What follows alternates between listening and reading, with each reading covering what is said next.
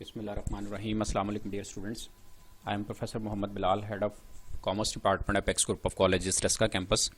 Dear students, आज हम लोग मनी बैंकिंग एंड फाइनेंस के अंदर जो टॉपिक डिस्कस करने जा रहे हैं उसका ताल्लुक है वैल्यू ऑफ मनी के साथ, और ये जो है वो आपका चैप्टर नंबर 3 है, इसमें से ये टॉपिक हम डिस्कस करेंगे।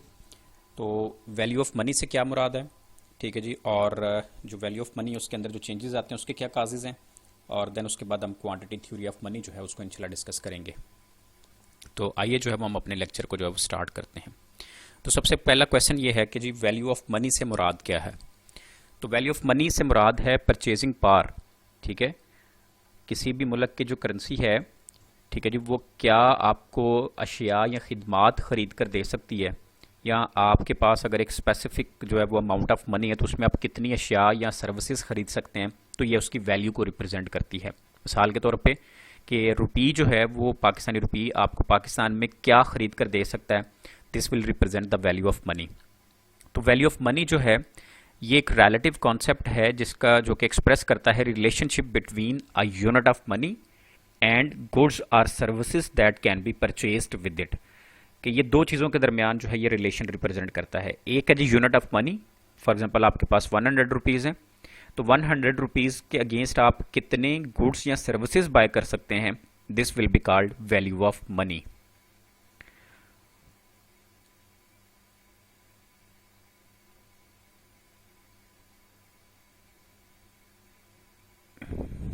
उसके बाद नेक्स्ट हमारे पास आ जाता है जी causes of changes in the value of money, कि जो हमारी मनी है उसकी वैल्यू में चेंजेस कैसे आते हैं, या उसकी जो परचेजिंग पावर है in other terms, in other words, वो चेंज कैसे होती है। मतलब अगर आप देखते हैं कि रमज़ान से पहले प्राइस लेवल कहाँ पे था, आप 100 रुपीज़ में क्या परचेज़ कर सकते थे, तो ड्यूरिंग रमज़ान के आप 100 रुपीज़ में उतनी ही चीज़ें बाय कर सकते हैं, तो it's mean value of money change हो गई है। उसमें पहला है उसके जो काजेज़ के अंदर वो है क्वांटिटी थ्योरी। क्वांटिटी थ्योरी जो है वो मुल्क के अंदर जो पैसा है उसकी मिकदार को रिप्रेजेंट करती है। अब ये क्वांटिटी थ्योरी ये कहती है कि अगर मुल्क के अंदर जो है वो पैसा या ज़र जो है उसकी मिकदार में इजाफा हो जाए तो मुल्क के अंदर जो है वो कीमतों में इजाफा होना शुरू हो जाता है, और पैसे की कदर जो है, पैसे की जो वैल्यू उसमें कमी हो जाएगी। और इसके वाइस वर्सा है कि अगर मुल्क के अंदर जो है वो क्वांटिटी ऑफ मनी जो है वो कम हो जाए तो फिर ऑटोमेटिकली जो है वो मुल्क में कीमतें भी कम होना शुरू हो जाती हैं और जो आपकी करेंसी की वैल्यू वो बढ़ जाती है। इसी तरह production of goods and services है कि जो अशिया खिदमात हैं उनका मुल्क के अंदर जो हुजम है या उनकी जो पैदाइश है वो अगर जो है वो ज़्यादा है, ठीक है, एज़ कम्पेयर टू द जो मुल्क के अंदर करेंसी है, ठीक है जी, तो ऑटोमेटिकली जो है वो क्या होगा, प्राइसेस जो है वो आपकी कम होना शुरू हो जाएंगी और परचेजिंग पावर जो मनी की है वो इंक्रीज़ करना शुरू हो जाएगी। और अगर इसके vice versa production of goods and services कम है मुल्क के अंदर जितनी उसकी रिक्वायरमेंट है, तो ऑटोमेटिकली जो है फिर कीमतों में इजाफा होता है और जो आपके मनी है उसके वैल्यू में इजाफा होना शुरू हो जाता है। इसी तरह से वेलोसिटी ऑफ मनी से मुराद है कि मनी जो है उसकी सर्कुलेशन, ठीक है जी, मनी जो है वो एक पर्सन से दूसरे पर्सन में कितनी स्पीडली मूव करती है। अगर तो लोगों के पास पैसा जो है वो स्लोली मूव कर रहा है, ठीक है, तो फिर तो ऑटोमेटिकली जो है उसकी कह लें कि वैल्यू जो है वो डिफरेंट होगी। लेकिन अगर पैसा जो है वो बहुत जल्दी मूव हो जाता है, आपके पास पैसा आया फ़ौरन आपने आगे कंज्यूम कर लिया, तो इट्स मीन कि उसकी वैल्यू जो है वो कम है। इसी तरह से इंक्रीज इन पॉपुलेशन, आबादी में इजाफा होना जो है वो भी आपके जो कह लें कि वैल्यू ऑफ मनी उस पर इम्पेक्ट करती है। इसी तरह से इंक्रीज और डिक्रीज इन डिमांड है, अशिया जो है उनकी तलब में कमी या इजाफा जो है वो भी ऑटोमेटिकली वैल्यू ऑफ मनी जो है उस पर इम्पेक्ट करता है। जैसे रमज़ान है तो अशिया की डिमांड में इजाफा हो गया, इसलिए उनकी कीमतों में इजाफा हो रहा है, इसलिए वैल्यू ऑफ मनी जो है वो कम हो रही है। अच्छा, जो उसके बाद नेक्स्ट जो हमारे पास है उसमें क्वांटिटी थ्योरी ऑफ मनी, ये बड़ी ही इंपॉर्टेंट एक कह लें कि थ्योरी है जो कि हमारे वैल्यू ऑफ मनी को मैयर करने के हवाले से बड़ी अहम जो है वो रोल अदा करती है। तो ये जो आपकी वैल्यू ऑफ मनी की थ्योरी है ये बेस करती है बुनियादी तौर पे, ठीक है जी, medium of exchange function of money पे, कि जी पैसा जो है वो आपका एक मीडियम है और आप इससे जो है वो एक्सचेंज का फंक्शन परफॉर्म करते हैं। मॉनेटरी पॉलिसी भी जो है, ठीक है जी, वो भी बेस कर रही होती है ups and downs in the value of money and price level पे, ठीक है। ये मॉनेटरी पॉलिसी जो है वो हमने सेपरेट से एक टॉपिक डिस्कस किया हुआ है। तो इसमें जो हमारे पास कह लें कि क्वांटिटी थ्योरी ऑफ मनी के अंदर हमारे पास इंपॉर्टेंट थ्योरीज फॉलो करती हैं। वो एक है जी क्वांटिटी थ्योरी ऑफ मनी जिसको हम ट्रांजैक्शन अप्रोच कहते हैं, एक है cash balance quantity theory of money, और एक है modern quantity theory of money. Next हम मूव करते हैं और सबसे इंपॉर्टेंट जो हमारी थ्योरी है जिसको हम क्वांटिटी थ्योरी ऑफ मनी कहते हैं उसको जो है वो वन बाय वन देखते हैं। तो क्वांटिटी थ्योरी ऑफ मनी जो है ये classical quantity theory of money कहलाती है, ठीक है। और प्रोफेसर फिशर जो है उनकी ट्रांजैक्शन अप्रोच भी यही चीज़ जो है वो है। According to this theory the value of money is dependent on the quantity of money in circulation. इस थ्योरी के मुताबिक जो हमारी करेंसी की वैल्यू है वो डिपेंड करेगी quantity of money in circulation के कितनी क्वांटिटी जो है वो मनी की सर्कुलेशन में है। Any change in the total quantity of money in country affects prices and changes in prices of goods affect the value of money. कि जो हमारे मुल्क के अंदर टोटल इस वक्त सर्कुलेटेड मनी है करेंसी की, अगर उसमें कुछ चेंज आता है तो ऑटोमेटिकली प्राइसेस को इफेक्ट करेगा, और जो प्राइसेस में चेंज आ रहा है वो ऑटोमेटिकली वैल्यू ऑफ मनी को जो है वो इफेक्ट करता है।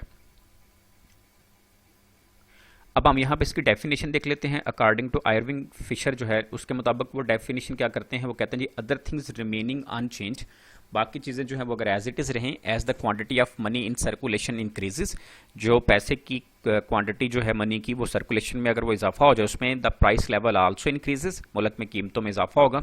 इन डायरेक्ट प्रोपोर्शन उसका डायरेक्ट जो है वो ताल्लुक होगा, and the value of money decreases, और वैल्यू ऑफ मनी जो है वो डिक्रीज कर जाएगी, एंड वाइस वर्सा, और इसके जो है वो मुतबादल होगा। इसका मतलब ये है कि अगर बाकी चीज़ें जो हैं वो कांस्टेंट रहें, चेंज ना हो, और क्वांटिटी ऑफ मनी मुल्क के अंदर चेंज हो जाए, इंक्रीज होगी, तो इसका इंपैक्ट ये होगा मुल्क के अंदर जो है वो कीमतों में इजाफा हो जाएगा। जितनी आपकी क्वांटिटी ऑफ मनी में इजाफा हुआ उतना ही कीमतों में इजाफा होगा, ये डायरेक्ट प्रोपोर्शन कहलाता है, और उतनी ही वैल्यू ऑफ मनी जो है उसमें कमी होगी। और वाइस वर्सा मीन्स कि अगर सर्कुलेशन ऑफ मनी कम होगी, जितनी सर्कुलेशन ऑफ मनी कम होगी उतनी ही प्राइस लेवल जो है वो आपका कम होगा, और वैल्यू ऑफ मनी जो है वो उसमें इजाफा होगा। तो इसको जो है वो आप देख सकते हैं। उसके बाद हमारे पास जो सेकंड डेफिनेशन है वो है, ठीक है जी, FW के अकॉर्डिंग वो कहते हैं कि double the quantity of money, अगर आपके मुल्क के अंदर जो क्वांटिटी ऑफ मनी है वो डबल हो जाए, ठीक है जी, and other things being equal, और बाकी चीज़ें जो हैं वो इक्वल रहें, price will twice as high as before, और कीमतें भी जो हैं वो डबल उनमें इजाफा हो जाएगा, and the value of money one half, और वैल्यू ऑफ मनी जो है वो आधी रह जाएगी। Half the quantity of money, दूसरी सिचुएशन ये कि अगर आप क्वांटिटी ऑफ मनी को हाफ कर दें, and other things being equal, और बाकी चीज़ें बराबर रहें, प्राइसेस विल बी हाफ, कीमतें कम हो जाएंगी, व्हाट दे वर बिफोर, जितनी वो पहले थी उससे, and the value of money double, और पैसे की जो वैल्यू वो डबल हो जाएगी। तो ये आपको यहाँ पे आइडिया हो गया कि अगर क्वांटिटी ऑफ मनी में इजाफा हो रहा है तो जो कीमतों में भी इजाफा होगा, वैल्यू ऑफ मनी कम हो जाएगी। क्वांटिटी ऑफ मनी कम हो रही है, प्राइसेस भी कम होंगी, और वैल्यू ऑफ मनी में इजाफा होगा, और ये डायरेक्ट प्रोपोर्शन है, जितनी क्वांटिटी ऑफ मनी में चेंज आएगा उतना ही आपका जो है वो प्राइसेस में और आपके जो है वैल्यू ऑफ मनी में डिफरेंस आएगा। अच्छा, जो उसके बाद नेक्स्ट हमारे पास इक्वेशन आ गई, इसको हम इक्वेशन ऑफ एक्सचेंज कहते हैं। इसके अंदर अगर आप देखें यहाँ पे सामने आपको इक्वेशन नज़र आ रही है, P is equal M V plus, ठीक है जी, M/V/T, ठीक है जी।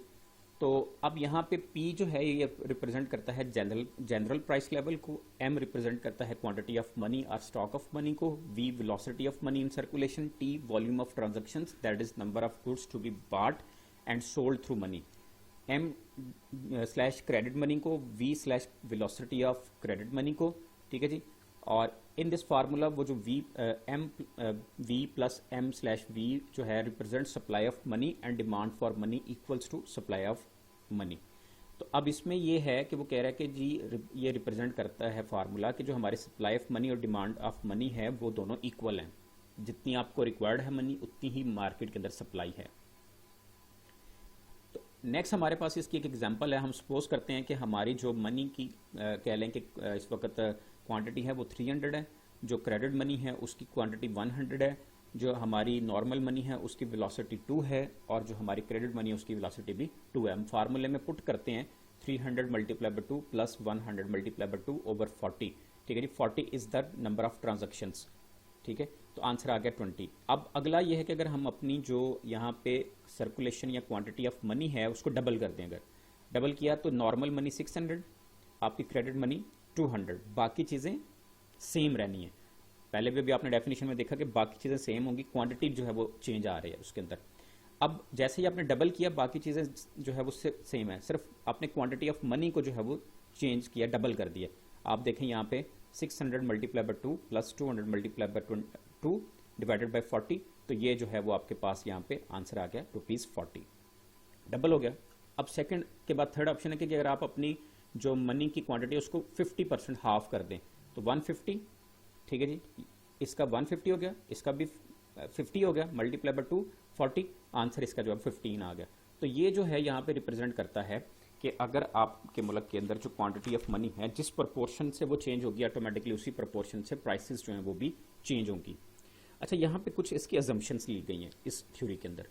वो कह रहा है कि जी फुल एम्प्लॉयमेंट मुल्क के अंदर होनी चाहिए, ठीक है जी। ये थ्योरी ये कहती है कि मुल्क के अंदर लोगों को मैक्सिमम रोजगार के मौके दस्तियाब हैं। इसी तरह से price level is a passive factor है कि ये जो आपकी थ्योरी है ये अज्यूम करती है price level is affected by other factors of equation but it does not affect दम, ठीक है जी, कि जो अदर फैक्टर्स हैं इक्वेशन के वो इसको इफेक्ट करते हैं, लेकिन प्राइस लेवल की वजह से कोई भी अदर जो हमारे फैक्टर्स इंक्लूड किए गए हैं वो इफेक्ट नहीं होते। इसी तरह से हमने इसके अंदर जो है वो असम्पशन ली है कि कांस्टेंट वेलोसिटी ऑफ मनी होगी, ठीक है जी। हमारी जो मन सर्कुलेशन ऑफ मनी है और जो बैंक मनी है उनकी वेलोसिटी जो है, उनकी जो कह लें कि सर्कुलेशन है वो सेम होगी, कांस्टेंट होगी, सॉरी। इस तरह से कांस्टेंट वॉल्यूम ऑफ ट्रेड है कि जो हमारे नंबर ऑफ ट्रांजैक्शंस हैं वो हमारे मनी के चेंजेस की वजह से या मनी की क्वांटिटी में चेंजेस की वजह से वो चेंज नहीं होगी। इसी तरह से जो है वो बार्टर ट्रांजैक्शन जो है कि वो कह रहा है कि बार्टर ट्रांजैक्शंस को हम क्वांटिटी थ्योरी ऑफ मनी के अंदर एक्सक्लूड करेंगे, शामिल नहीं करेंगे। इसी तरह से लॉन्ग पीरियड ऑफ टाइम का मतलब ये है कि ये थ्योरी जो है ये लॉन्ग पीरियड ऑफ टाइम के अंदर जो है वो अफेक्ट करती है, शॉर्ट जो है पीरियड के अंदर जो है इफेक्ट नहीं करती। इसी तरह से constant relation between money and credit money है, ठीक है जी। तो ये दोनों के दरमियान जो है वो कांस्टेंट रिलेशन होगा कि क्योंकि आपकी जो नॉर्मल मनी और जो बैंक मनी है दोनों जो है वो उसके अंदर चेंजेस आने चाहिए। अच्छा जी, यहाँ पे कुछ इस पर क्रिटिसिज्म किया गया। वो कह रहे हैं कि जी इसकी जो अजम्पशंस है वो यूजलेस हैं क्योंकि other things should remain same. ये ज़रूरी नहीं है कि बाकी चीज़ें भी सेम ही रहें, पकड़ के आप उनको सेम करेंगे।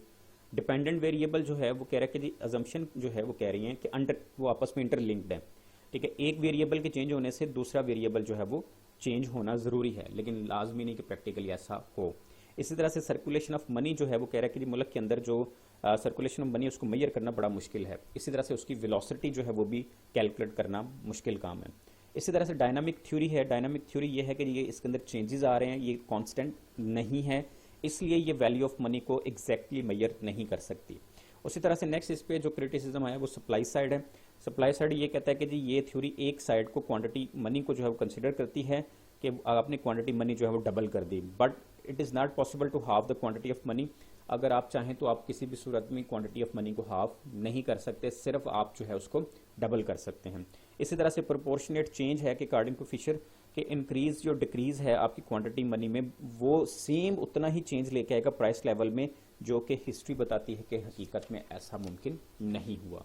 इसी तरह से ट्रेड साइकिल है कि according to this theory government जो है वो इंक्रीज कर सकती है quantity of money to remove the deflation and decrease the supply of money to control inflation. लेकिन 1930 के अंदर जो डिप्रेशन आया था उसमें मुल्कों ने जो है वो बहुत ज़्यादा कोशिश की थी कि वो अपने क्वांटिटी ऑफ मनी को जो है वो चेंज करें, लेकिन ऐसा पॉसिबल नहीं हो सका।